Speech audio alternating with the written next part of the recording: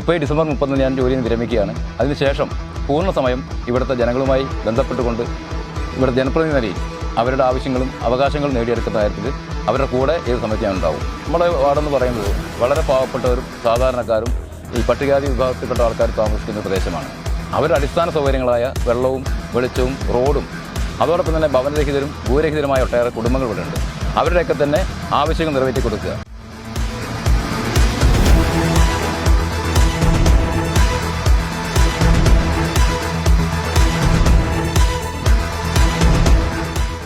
അപ്പോൾ കാർഷിക മേഖലയുടെ അഭിവൃദ്ധിക്ക് വേണ്ടിയിട്ടുള്ള പദ്ധതികൾ രൂപീകരിച്ച് കഴിഞ്ഞ 5 വർഷവും അതിനുവേണ്ടി ഒരു പൈസ പോലും മാറ്റിവെക്കാത്ത മുനിസിപ്പാലിറ്റിയാണ് മണ്ണാർക്കാട് മുനിസിപ്പാലിറ്റി.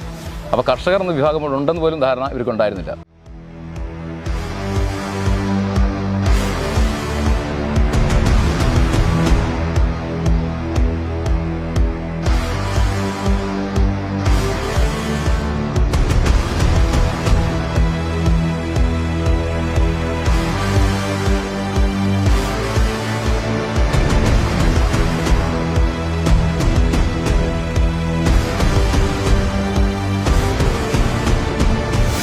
മണ്ണാർക്കാട് റൂറൽ ബാങ്കിൻ്റെ സെക്രട്ടറി, ശ്രീ പോർക്കൊരിക്കൽ ഭഗവതി ക്ഷേത്രത്തിൻ്റെ ക്ഷേത്ര കമ്മിറ്റി ട്രഷറർ എന്നിങ്ങനെ വിവിധ നിലകളിൽ പ്രവർത്തിക്കുന്ന ശ്രീ അജയേട്ടൻ ഇത്തവണ തെരഞ്ഞെടുപ്പ് രംഗത്തെ ഗോതയിലേക്കാണ്.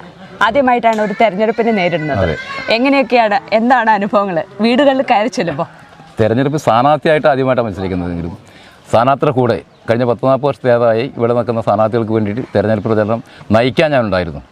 ആ നിലയിൽ ഈ നാട്ടിലെ ജനങ്ങളൊക്കെ തന്നെ ഏറെ സ്നേഹത്തോടെ ഈ കഴിഞ്ഞ 10-15 ദിവസം മുകളിലായി നമ്മളെല്ലാ വീടുകളും കയറിറങ്ങുമ്പോൾ സ്വീകരണം എന്ന് പറയുന്നത് അവരുടെ കുടുംബത്തിലെ അംഗത്തെ പോലെയാണ് എന്നെ കണക്കാക്കി സ്വീകരിച്ചിട്ടുള്ളത്.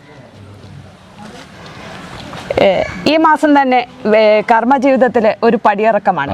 സെക്രട്ടറി സ്ഥാനത്തേക്ക് നിന്ന് റിട്ടയർമെന്റ് ആവുകയാണ്. അപ്പോൾ മുഴുവൻ സമയം പൊതുപ്രവർത്തനത്തിലേക്ക് എത്തിന്റെ ആദ്യ പടിയാണ് ഈ സ്ഥാനാർത്ഥിത്വം. തീർച്ചയായും. അപ്പോൾ ഈ സ്ഥാനാർത്ഥിത്വം എത്രത്തോളം ജനങ്ങൾക്ക് വേണ്ടി പ്രവർത്തിക്കും? എന്തൊക്കെയാണ് ഈ വാർഡിലെ ജനങ്ങൾക്ക് അജയേട്ടനിൽ പ്രതീക്ഷിക്കേണ്ടത്? ഇതിനു മുൻപും ഇതുപോലുള്ള അവസരങ്ങൾ വന്നപ്പോൾ ഞാൻ സ്നേഹത്തോടെ നിരസിച്ചാണ്. കാരണം നമ്മുടെ ഔദ്യോഗിക ജീവിതവും ഇതും കൂടി നീതി പുലർത്തി കൊണ്ടുപോകാൻ കഴിയില്ല എന്നൊരു പേരിൽ ഞാൻ ഒഴിവാക്കിയതാണ്. ഇപ്പോൾ ഈ ഡിസംബർ 30 ഞാൻ ജോലിയിൽ നിന്ന് വിരമിക്കുകയാണ്. അതിനുശേഷം പൂർണ്ണ സമയം ഇവിടുത്തെ ജനങ്ങളുമായി ബന്ധപ്പെട്ടുകൊണ്ട് ഇവിടുത്തെ ജനപ്രതിനിധി നിലയിൽ അവരുടെ ആവശ്യങ്ങളും അവകാശങ്ങളും നേടിയെടുക്കുന്ന കാര്യത്തിൽ അവരുടെ കൂടെ ഏത് സമയത്ത് ഞാൻ ഉണ്ടാവും.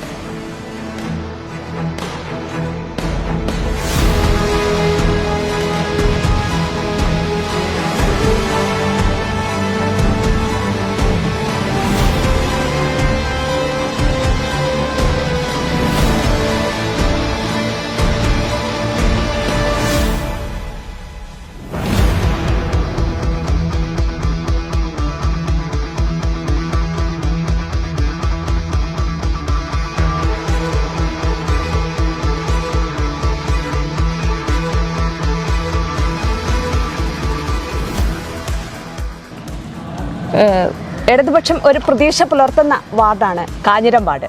അവിടെ സ്ഥാനാർത്ഥിയായി മത്സരിക്കുമ്പോൾ വിജയിക്കും. എന്തൊക്കെയാണ് ജനങ്ങളോട് പറയാനുള്ളത്? ജനങ്ങളോട് ഞാൻ പറഞ്ഞു, നമ്മുടെ വാർഡെന്ന് പറയുന്നത് വളരെ പാവപ്പെട്ടവരും സാധാരണക്കാരും ഈ പട്ടികജാതി വിഭാഗത്തിൽപ്പെട്ട ആൾക്കാർ താമസിക്കുന്ന പ്രദേശമാണ്. അവരുടെ അടിസ്ഥാന സൗകര്യങ്ങളായ വെള്ളവും വെളിച്ചവും റോഡും അതോടൊപ്പം തന്നെ ഭവനരഹിതരും ഭൂരഹിതരുമായ ഒട്ടേറെ കുടുംബങ്ങൾ ഇവിടെ ഉണ്ട്. അവരുടെയൊക്കെ തന്നെ ആവശ്യങ്ങൾ നിറവേറ്റി കൊടുക്കുക.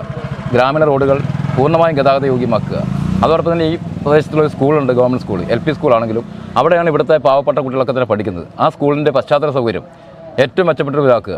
അതോടൊപ്പം തന്നെ ഇവിടെ ഒരു ചെറിയൊരു ഹെൽത്ത് സെൻറ്റർ പ്രവർത്തിക്കുന്നുണ്ട്, പോത്തോഴിക്കോ അമ്പലത്തിന് തൊട്ട് മുകളിലായിട്ട്. അവിടെയും നമുക്ക് എങ്ങനെയാണ് ജനങ്ങൾക്ക് ഉപയോഗപ്രദമായ രൂപത്തിൽ ആ സെൻറ്ററിനെ മാറ്റിയെടുക്കാൻ കഴിയുക എന്നുള്ളതും ആരോഗ്യ രംഗത്ത് നമുക്ക് ഇടപെടാൻ പറ്റുമെങ്കിൽ കഴിയും. അതോടൊപ്പം തന്നെ കാർഷിക മേഖലയാണ് നമ്മുടെ മേഖല. ആ കർഷകർ ഒട്ടേറെ ഉള്ള ആൾക്കാരാണ്, കാർഷിക വൃത്തിയിൽ ഏർപ്പെട്ട ഒട്ടേറെ ആൾക്കാരുണ്ട്. അപ്പോൾ കാർഷിക മേഖലയുടെ അഭിവൃദ്ധിക്ക് വേണ്ടിയിട്ടുള്ള പദ്ധതികൾ രൂപീകരിച്ച് കഴിഞ്ഞ 5 വർഷവും അതിനുവേണ്ടി ഒരു പൈസ പോലും മാറ്റിവെക്കാത്ത മുനിസിപ്പാലിറ്റിയാണ് മണ്ണാർക്കാട് മുനിസിപ്പാലിറ്റി. അപ്പോൾ കർഷകർ എന്ന വിഭാഗം ഉണ്ടെന്ന് പോലും ധാരണ ഇവർക്കുണ്ടായിരുന്നില്ല. അപ്പോൾ കാർഷിക മേഖലയെ ശക്തിപ്പെടുത്താൻ ആവശ്യമായ പദ്ധതികൾ ഈ രംഗത്തെ വിദഗ്ധരുമായി ആലോചിച്ച് നടപ്പിലാക്കാൻ ശ്രമിക്കും. കാഞ്ഞിരം വാർഡിൽ നിന്ന് മികച്ച വിജയം കരസ്ഥമാക്കട്ടെ എന്ന് മലബാർ ന്യൂസിന് വേണ്ടി ആശംസിക്കുകയാണ്. 28-ാം വാർഡിലെ കാഞ്ഞിരം വാർഡിൽ നിന്നും ഇടതുപക്ഷ മുന്നണിയുടെ സ്ഥാനാർത്ഥിയായി അരിവാൾ ചുറ്റിയ നക്ഷത്രം അടയാളത്തിലാണ് ഞാൻ മത്സരിക്കുന്നത്. നിങ്ങളെല്ലാവരും അരിവാൾ ചുറ്റിയ നക്ഷത്രം അടയാളത്തിൽ വോട്ട് ചെയ്ത് എന്നെ ഭൂരിപക്ഷത്തോടുകൂടി വിജയിപ്പിക്കണമെന്ന് എല്ലാ വോട്ടർമാരോടും സ്നേഹത്തോടെ അഭ്യർത്ഥിക്കുകയാണ്.